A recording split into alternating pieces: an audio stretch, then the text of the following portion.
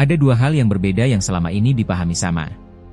Di dalam Alkitab, kita akan menemukan kata pencobaan dan kata ujian. Itu digunakan berbeda, baik secara subjek maupun objeknya. Beda ujian dan pencobaan. Pencobaan merujuk pada penderitaan, atau sengsara yang alami, maupun bersumber dari yang jahat. Yakobus 1 ayat 13, apabila seorang dicobai, janganlah ia berkata, pencobaan ini datang dari Allah. Sebab Allah tidak dapat dicobai oleh yang jahat, dan ia sendiri tidak mencobai siapapun. Sedangkan kata ujian, bersumber pada Sang Pencipta. Dan ini sehubungan dengan kehendak Allah bagi kita ciptaannya. Zaharia 13 ayat 9, Aku akan menaruh yang sepertiga itu dalam api dan akan memurnikan mereka seperti orang memurnikan perak. Aku akan menguji mereka, seperti orang menguji emas. Mereka akan memanggil namaku, dan aku akan menjawab mereka. Aku akan berkata, mereka adalah umatku, dan mereka akan menjawab, Tuhan adalah Allahku. Batas ujian dan pencobaan. Dunia ini, jika tanpa kendali Allah, akan mengalami yang namanya kerusakan, kehancuran, sampai pada tahap kebinasaan. Dan kesulitan maupun penderitaan kita, hanyalah porsi kecil dari itu semua. Bedanya, kesulitan dan penderitaan kita, masih dalam kendali Allah. Itu sebabnya pencobaan-pencobaan kita pun, ada batasnya. Dan pencobaan-pencobaan tersebut, dialami berbeda pada tiap kita, sesuai yang mampu kita terima.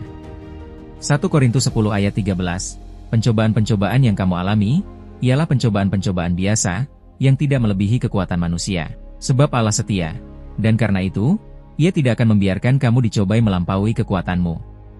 Pada waktu kamu dicobai, Ia akan memberikan kepadamu jalan keluar, sehingga kamu dapat menanggungnya. Asal mula ujian dan pencobaan. Pencobaan datang bukan dari Allah, tapi dari kehidupan dunia yang sesat. Karena memang demikian, dunia ini sudah jatuh dalam dosa, sejak manusia pertama menentang Allah di Taman Eden.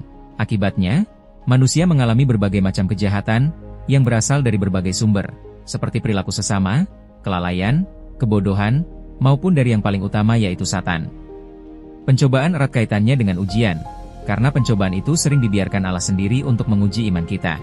Dalam hal ini, membiarkan kita dicobai untuk melihat seberapa kuat kita mampu setia, sebelum akhirnya kita benar-benar murni menjadi milik kepunyaannya. Roma 8 ayat 28. Kita tahu sekarang, bahwa Allah turut bekerja dalam segala sesuatu untuk mendatangkan kebaikan bagi mereka yang mengasihi Dia, yaitu bagi mereka yang terpanggil sesuai dengan rencana Allah. Hubungan antara ujian dan pencobaan. Ujian maupun pencobaan tidak selalu terjadi bersamaan dalam kehidupan kita. Pencobaan tidak selalu berarti ujian. Begitu juga sebaliknya. Karena ada beberapa jenis pencobaan yang sebenarnya bukan ujian dari Allah, melainkan secara alami terjadi akibat kelalaian, kebodohan dan dosa kita sendiri, maupun kesesatan. Sedangkan ujian, kadang terjadi secara langsung dari Allah tanpa intervensi apapun, atau tanpa proses pencobaan. Allah tidak menggunakan perantara apapun, selain iman dari yang bersangkutan, melalui rekayasa rencananya. Seperti saat Rasul Paulus pertama diutus, juga saat Abraham diuji untuk mengorbankan Ishak. Amsal 17 ayat 3, Kui adalah untuk melebur perak dan perapian untuk melebur emas, tetapi Tuhanlah yang menguji hati. Proses ujian dan pencobaan. Pencobaan yang paling umum terjadi, adalah yang berasal dari si jahat. Iblis adalah pencoba utama pada manusia. Yang mana ini adalah perilaku alami iblis di dunia, untuk menjauhkan manusia dari kasih karunia.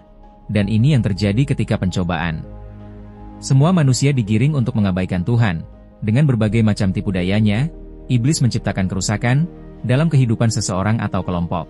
Baik dalam keadaan belum, atau sudah bertobat, iblis akan terus berusaha untuk meyakinkan manusia, agar mengabaikan imannya, sampai pada akhirnya ia murtad. Proses ini terjadi berbeda kepada setiap orang. Dan Allah membiarkan pencobaan tersebut terjadi, sesuai batas kemampuan setiap orang dalam menanggungnya.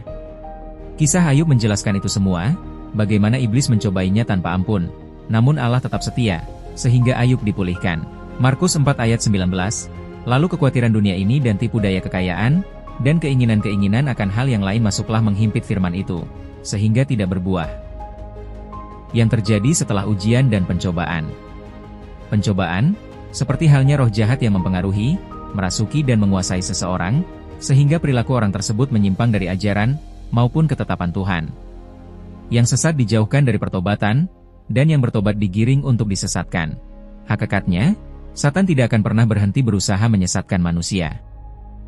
Ketika ia kembali, dan bila mana seseorang yang bertobat didapatinya masih kesulitan mencapai kesempurnaan imannya, dilakukanlah tipu dayanya, maka terjadilah kepada orang tersebut lebih daripada keadaan sebelumnya, atau lebih jahat. Matius 12 ayat 43-45. Apabila roh jahat keluar dari manusia, ia pun mengembara ke tempat-tempat yang tandus mencari perhentian. Tetapi ia tidak mendapatnya. Lalu ia berkata, "Aku akan kembali ke rumah yang telah kutinggalkan itu." Maka pergilah ia dan mendapati rumah itu kosong, bersih tersapu dan rapih teratur. Lalu ia keluar dan mengajak 7 roh lain yang lebih jahat daripadanya dan mereka masuk dan berdiam di situ. Maka akhirnya keadaan orang itu lebih buruk daripada keadaannya semula. Demikian juga akan berlaku atas angkatan yang jahat ini. Yang bertobat, ialah mereka yang ditinggalkan Satan, sementara yang tidak, terus melakukan kejahatan. Lain halnya jika seseorang bertahan dalam imannya, maka seperti kisah Ayub, ataupun para martir yang menerima kemuliaan pada hari kedatangan Kristus. Jadi, Tuhan Allah biarkan kita dalam kesulitan maupun penderitaan melalui pencobaan, tidak berarti Tuhan Allah tinggalkan.